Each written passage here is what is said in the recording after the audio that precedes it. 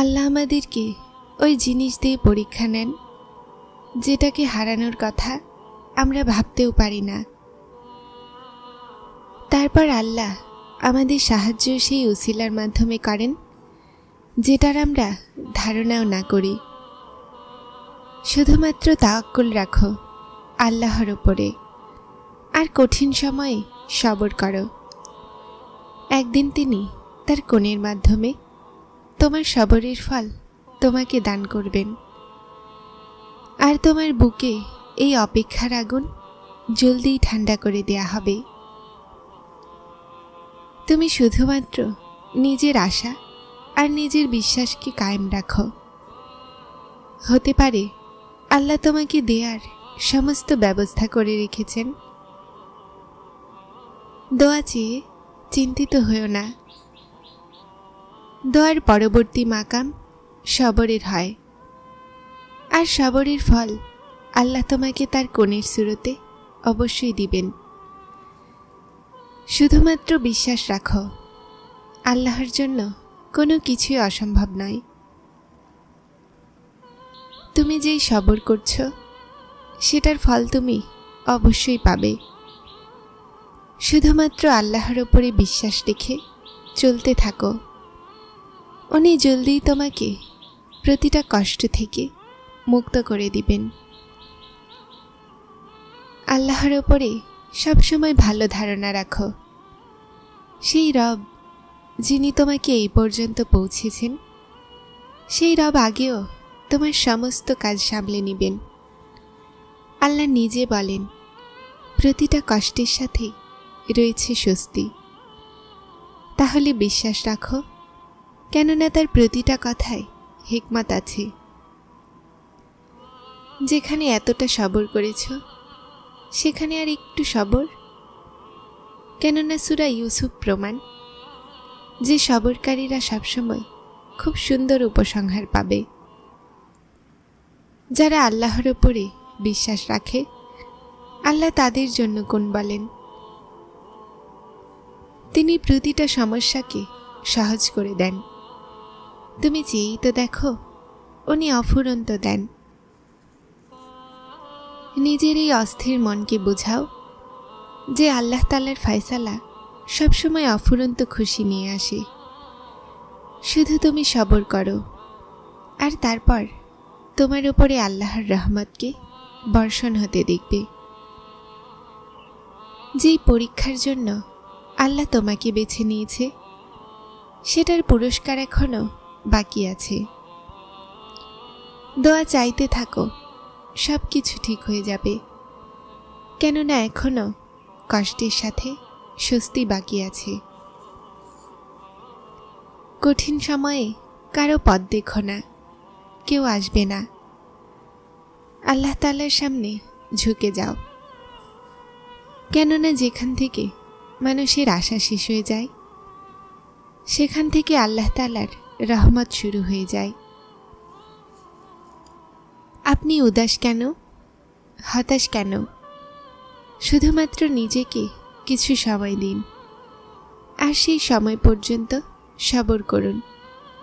আর দোয়া করা বন্ধ করবেন না যতক্ষণ আল্লাহ কোন না বলে দেন। হাল ছেড়ো না, দোয়া চাইতে থাকো ততক্ষণ যতক্ষণ জবাব না আসে। যখন তিনি তোমাকে সবরের পরীক্ষায় নিয়ে এসেছেন, তাহলে বিশ্বাস রাখো, পরীক্ষা এখন শেষ হতে চলেছে। আর তারপর প্রতিটা সেই জিনিস দিয়ে দেয়া হবে যেটার জন্য তুমি রাতগুলোতে উঠে উঠে কান্না করতে। জীবন কারোই সহজ হয় না, কিন্তু জয়ী কেবলমাত্র আল্লাহর ওপরে বিশ্বাসীদেরই হয়। আল্লাহর কোণের ওপরে বিশ্বাস রাখো, সাহায্য অবশ্যই আসবে। আল্লাহ দূর করে দিবেন সেই দুঃখ যেটার ধারণা শুধুমাত্র তোমার নিজের হৃদয়ের আছে। চিন্তিত হও না, কেননা আল্লাহ তোমার নিঃশ্বাসের থেকেও অতি নিকটে আছেন। উনি তোমার মনের হাল ভালোই জানেন।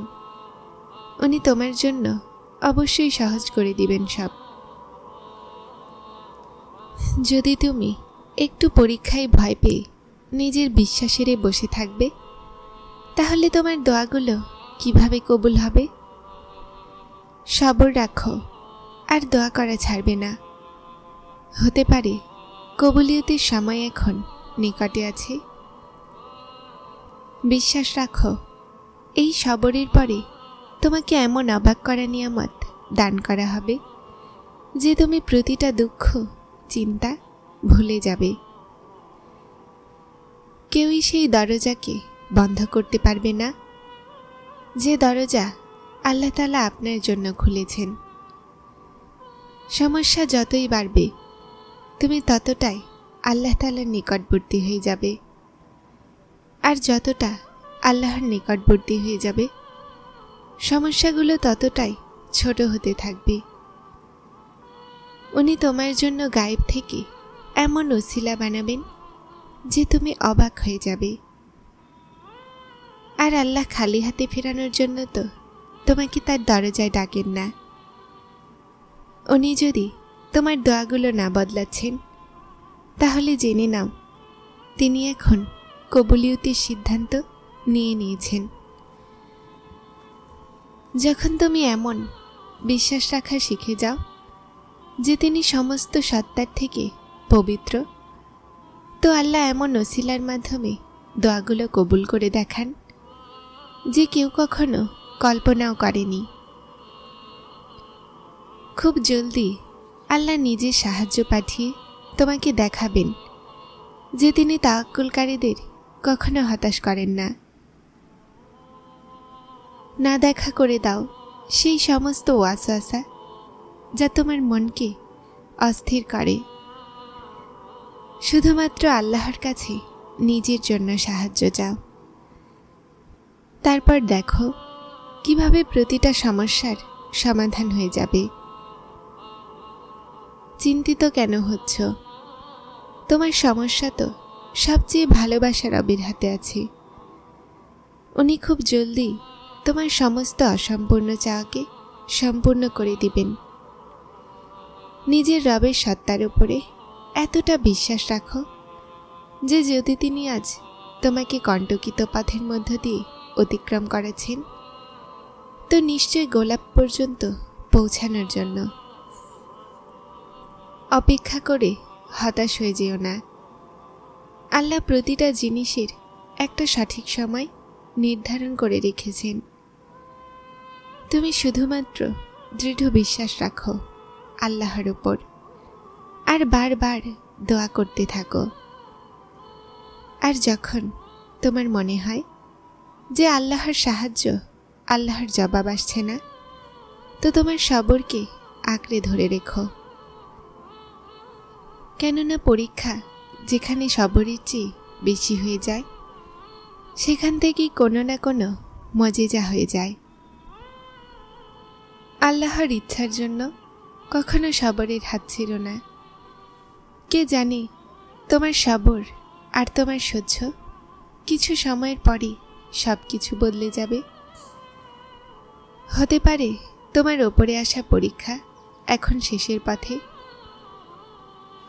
তুমি যা চেয়েছ দোয়াতে, সেটার কবুলিয়তের মুহূর্ত হয়তো নিকটে এসে গেছে। আল্লাহর পক্ষ থেকে তুমি জবাব জলদিই পাবে। দোয়াগুলো তোমার জন্য সমস্ত বন্ধ দরজাগুলো খুলবে। তোমার হতাশা চলবে না। শুধু আল্লাহর ওপরে নিজের বিশ্বাস দৃঢ় রেখো। এক মুহূর্ত আসবে যখন তুমি সবর করতে করতে আল্লাহ তাআলার এতটা নিকটবর্তী হয়ে যাবে যে যখনই দোয়া মনে হবে আর আল্লাহ কোন বলে দিবেন।